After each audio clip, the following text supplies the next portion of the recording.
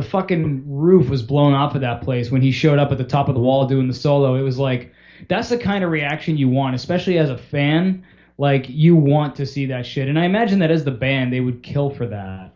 Yeah, but it's also like, I imagine with them teasing like, oh yeah, Ace and Peter are going to be a part of it and whatnot. Them like kind of teasing that was just to kind of see like the kind of response that they would get for ticket sales. Like if that boosted up fucking ticket sales, hey, okay, like look, we have to offer these guys money and have them do something. Yeah. Let me ask you this: do you think you'd go see the end of the road tour? Um, Probably not. No, I mean, because you've seen them a couple times, and I think you've seen them probably what with Tommy? Is that true? With Tommy and Yeah, Eric? the only times I've seen them was with Tommy and Eric. Okay. Um, but no, it's one of those things like if like somebody got me like tickets for like my birthday or something like that, like fuck yeah, I'll go. But Right on. it is just holy shit, it is fucking expensive. Like actually, fuck, let's drive down this fucking road now, you motherfucker. Seriously, it's always something with you, man, motherfucker. Well, I mentioned it because actually, going back to the first story, like when I was at the train station, one of the things that I saw was a poster for the end of the road tour, and I was like, oh yeah, fucking that's right, Kiss. And I was like, I bet Andy would go see that, and now it made me think, like, would he go see that? Like, does he give a fuck? I mean, maybe if Gene or not Gene, if Peter and Ace were involved, maybe he'd give a shit, but Yeah, maybe because not. okay, that's a different lineup and whatnot, but still. Um, but yeah, like so okay, so you know how Kiss does like their VIP meet and greet packages and whatnot. Yeah. So one of the things that they're doing for this is where is it? Let me just load this up here because I don't want to get the fucking price wrong on this bullshit. Oh, it's just about like the guitars and shit. Yep. Oh, dude. Okay, so let's see. Okay, so where is it? God damn it! These fucking things. I swear to God, they're trying to make this goddamn confusing. Fucking bastards. Fucking predators. Yeah. So if you went to like one of the if you went to one of the Kiss shows and you're just like, holy fuck, Paul's guitar is fucking incredible, I've got to fucking have it. You're just like, fuck, I gotta have that guitar, and it's like it's the Ibanez. It's like, here, let me just grab this up here, motherfuck. Is it like the mirrored one? Yeah, like one of the mirrored ones. Okay, so there's okay, so you know how he has that cracked mirror guitar? Yeah, yeah, it actually looks pretty badass. Yeah, there's a gold one that he's going to be playing on the last tour. Now, if you want that guitar, the meet and greet, he'll sign it or whatever have you. If you want that guitar, keep in mind there's no ticket to the show or anything like that. It's $18,500. Jesus. Yeah. Now you're just like, well, I mean that's just for the guitar. It comes with a strap, right? It's like, nope. You want the guitar strap too? That's an extra $2,500. Jesus. Yeah. I mean, to be fair, the guitars that they play are probably several $1,000s in value, but at the same time, it's like, to not at least give the person who's buying that guitar a strap or at least a ticket to the show is like, fuck you, dude. Yeah, it's like, look, you're paying, let's say you get the guitar with the strap, like you're paying over $20,000 for a fucking guitar that's going to be signed to you, so you can't exactly sell it off to anybody unless they have the same fucking name as you and they're an uber fucking Kiss fan. Do you really think you'd sell it, though, at that point? Probably not. Like, if I spent 20 grand on a fucking guitar, like, that thing is staying with me. Like, that thing's going into the grave with me. Yeah, seriously. But, I mean, sweet fucking Jesus, though. It's, like... That's insane. It is absolutely insane. And, like, I know Gene's doing, like, the same thing with, like, his Axe guitar, and they're just like, well, this could range in prices, depends on the song that he plays, if there's blood on it or whatever have you. It's like, good God, Christ. If there's blood on it. Yeah, because that apparently ups the fucking value of the guitar. Well, because it came from Gene's mouth. Yep, pretty much. But yeah. So you too can get Gene's herpes. Yeah, exactly. But yeah, it's fucking ridiculous too. It's all right. Let's say you wanted where the fuck is it? No, never mind. Fuck. Are they doing like drum heads and shit too?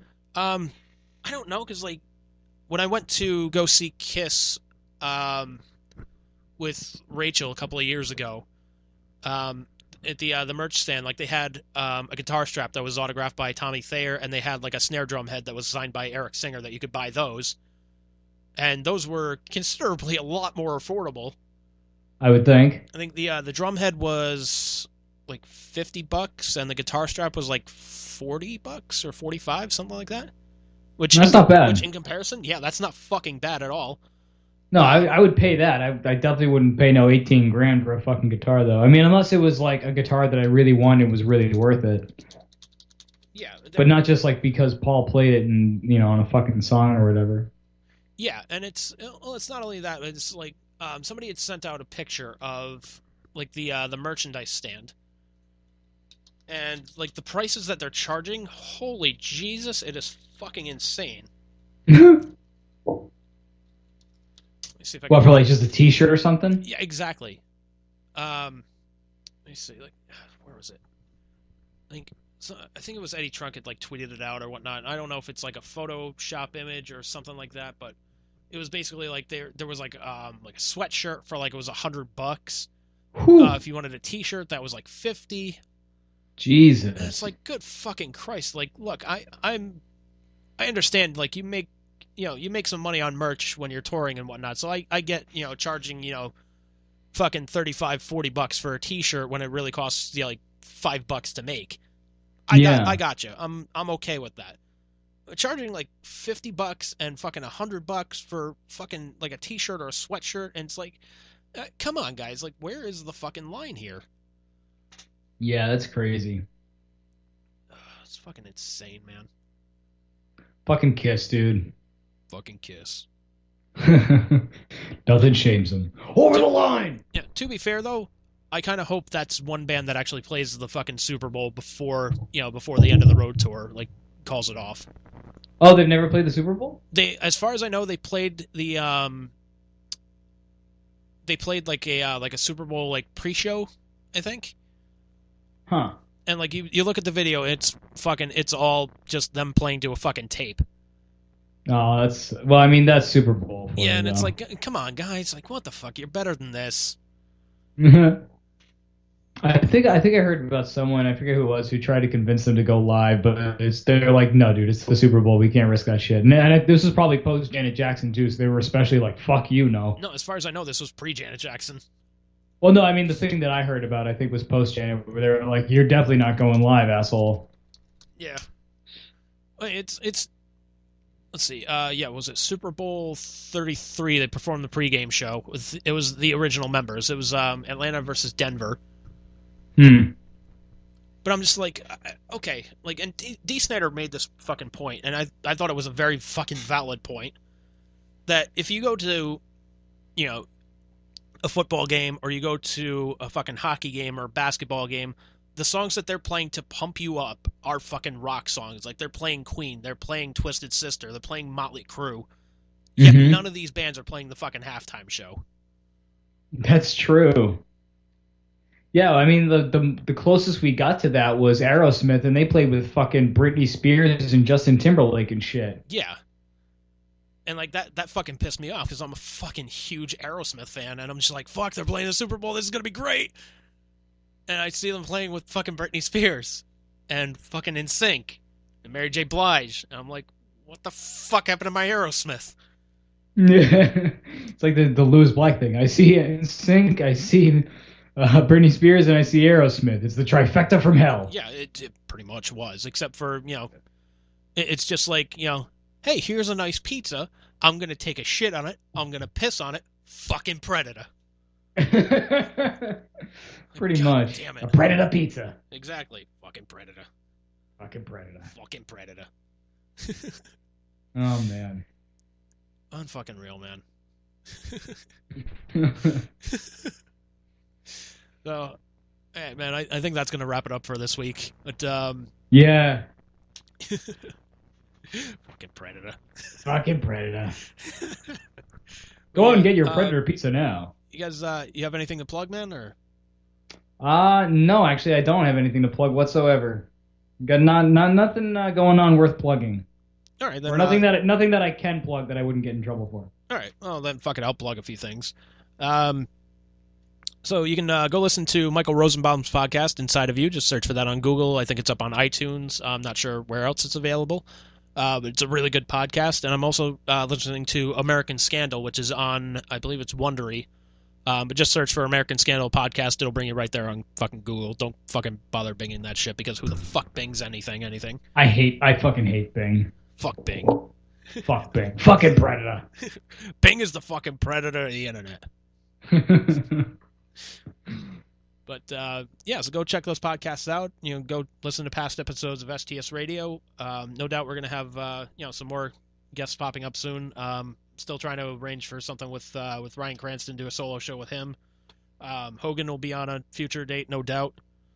You gotta try to get Kane Roberts back on here, because doesn't he have a new album coming out, or is out? It already is out. Oh, right on. Yeah, which actually, should I go into that a little bit? Yeah, why not? Fuck it. Okay, so for those that don't know, so I met Kane Roberts back at the Chiller convention. I forget what fucking year it was. But it started off with me, I was talking to him a little bit, like, oh, what's this? This was so cool, man. This is great to hear you, coming out with new music. This is great. And I said, who do I contact to get an interview with you? And he goes, oh, hang on one second.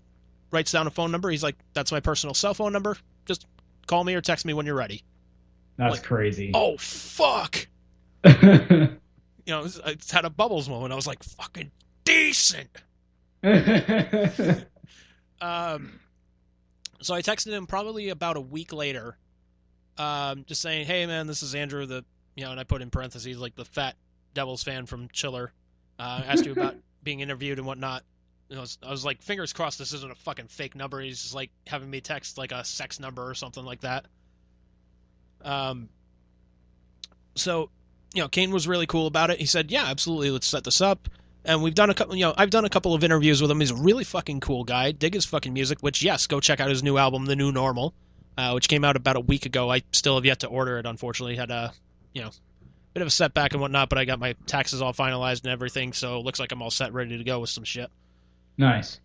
But yeah, it got to a point I just felt like a little bit awkward, like texting with him, because I was like, man, am I taking advantage of this? Like, because like, every now and then I would say, send him a text message saying, hey, thank you for, doing the interview, man. That was really cool of you. Hopefully we can do this again. He's like, absolutely, anytime. I was like, oh shit, that's kind of cool, man. So, I went and saw him again at another Chiller convention a couple of years later, and like I went with Joe and his now wife Alexia, which they actually had their second child about a week ago. Yeah, congratulations. Yeah, so little Liam Thomas born into the world, man. Welcome to the world. Good for him, man. Good for them. It's I forget who was it. George Carlin, I think, said, when you're born into the human race, you've got a ticket to the fucking craziest show on the planet. And when you're born in America, you've got a front row seat. Yeah, so, yeah. Welcome to the front row, kid. Yeah. Anyways, so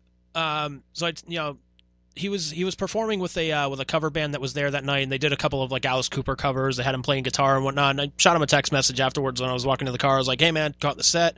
Thought you were really good, man. Fucking keep up the great work. Hopefully I'll talk to you soon. And he, shoots back a text message like, hey, that's cool. I fucking busted a string though. I was like, fuck, I didn't notice. I was that's like, hilarious. And that was the concert that I told you about. It was Mickey Dolenz was on stage at one point, and there was a big fucking fist fight that broke out. Oh yeah, dude. That was the fucking show. Oh man. Chaos. Fucking chaos for Mickey Dolenz. So where was I going with that? So yeah, so I haven't really texted him in a while because I just got to a point where I was just like, shit, man, I really feel like I'm kind of like overstepping my bounds, like texting this guy every now and then like that. Yeah, you don't want to be that guy. Exactly. So yeah, if I go to a Chiller convention again and whatnot, and I run into him, I'll text him like or not text him, but like I'll go up to him and say, hey, how you doing, man? Like, really good to see you. Yeah, hopefully we'll do a podcast in the future. Is your number changed? No. Okay, I'll be in touch then. Yeah, right on, man. Because I mean, he seemed really cool. He was really really cool, really accommodating too.